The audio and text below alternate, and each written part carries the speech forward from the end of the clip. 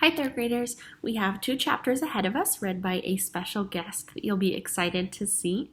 I just want to give you a heads up that these two chapters are kind of difficult to listen to, and I want to make sure that you listen all the way to the end, okay? I'll see you in just a little bit. Hey, third graders. My name is Keith Lovelace, and I have met a bunch of you before, I think.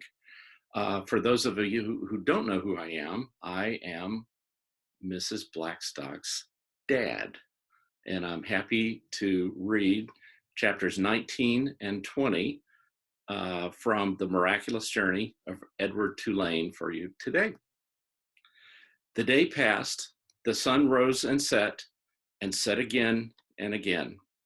Sometimes the father came home and sometimes he did not.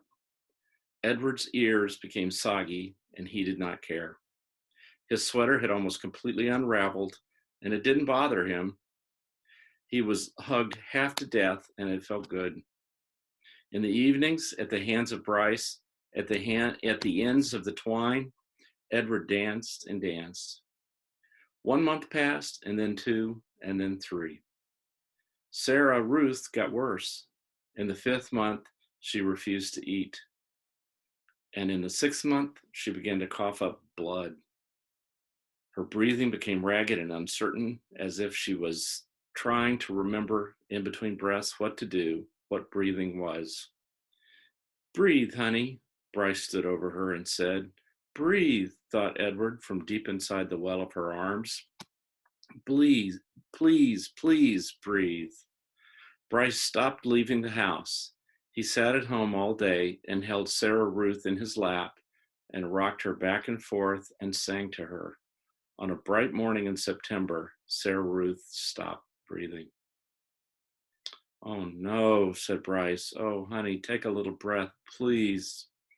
Edward had fallen out of Sarah Ruth's arms the night before, and she had not asked for him again. So, face down on the floor, arms over his head, Edward listened as Bryce wept.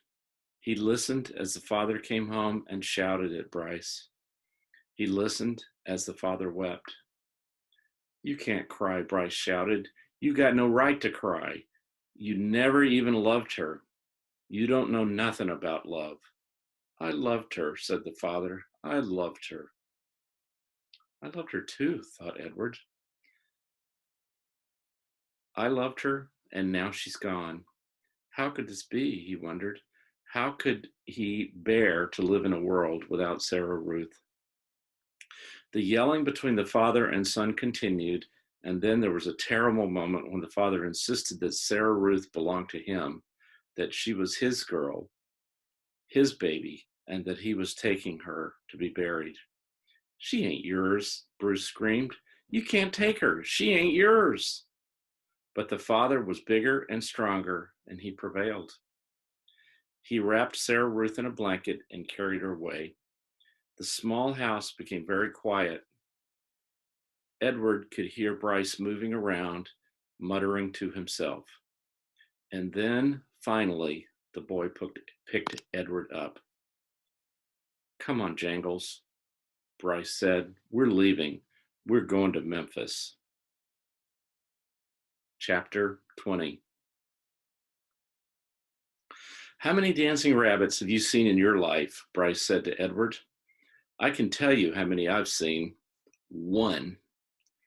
You. That's how you and me are going to make some money. I seen it the last time I was in Memphis. Folks put on any kind of show right there on the street corner and people pay them for it. I seen it." The walk to town took all night. Bryce walked without stopping, carrying Edward under one arm and talking to him the whole time. Edward tried to listen, but the terrible scarecrow feeling had come back, the feeling he had when he was hanging by his ears in the old lady's garden, the feeling that nothing mattered and that nothing would ever matter again. And not only did Edward feel hollow, he ached. Every part of his china body hurt. He ached for Sarah Ruth. He wanted her to hold him. He wanted to dance for her. And he did dance, but it was not for Sarah Ruth. Edward danced for strangers on a dirty street corner in Memphis. Bryce played his harmonica and moved Edward's strings, and Edward bowed and shuffled and swayed, and people stopped to stare and point and laugh. On the ground in front of them was Sarah Ruth's button box. The lid was open to encourage people to drop change inside it. "Mama," said a small child, "look at that bunny. I want to touch him." He reached out his hand for Edward. "No," the mother said, "dirty." She pulled the child back away from Edward. "Nasty," she said. A man wearing a hat stopped and stared at Edward and Bryce. "It's a sin to dance," he said. And then, after a long pause, he said, "It's a particular sin for a rabbit to dance." The man took off his hat and held it over his heart. He stood and watched the boy and the rabbit for a long time.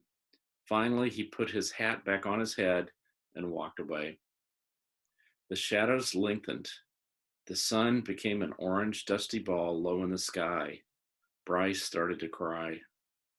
Edward saw his tears land on the pavement, but the boy did not stop playing his harmonica. He did not make Edward stop dancing. An old woman, leaning on a cane, stepped up close to them. She stared at Edward with deep, dark eyes. "Pellegrina?" thought the dancing rabbit. She nodded at him. "Look at me," he said to her. His arms and legs jerked. "Look at me. You got your wish. I've learned how to love, and it's a terrible thing. I'm broken. My heart is broken. Help me." The old woman turned and hobbled away. "Come back," thought Edward. "Fix me." Bryce cried harder. He made Edward dance faster. Finally, when the sun was gone and the streets were dark, Bryce stopped playing his harmonica. "I'm done now," he said. He let Edward fall to the pavement. "I ain't gonna cry anymore." Bryce wiped his nose and his eyes with the back of his hand. He picked up the button box and looked inside it. "We got us enough money to get something to eat," he said. "Come on, Jangles." And that's the end of chapter 20. Thanks for letting me read to you. Hi there, graders. I wanted to check in with you after those 2 chapters. I know that some things happened that were really sad, and I wanted to have us really take that this time to think about what is the reason that the author would have included something like this in the story. What do you think this is going to do to the character development of Edward, that all of these things are happening to him? I want you to think about, why did the author choose to do this?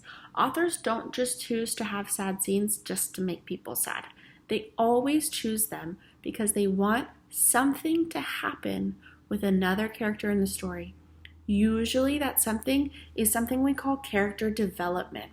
And that is like when, just like you and me, when we go through something really, really, really hard, even if it's like good hard, like if you are training and training and training because you want to be the star soccer player on your team, that's hard.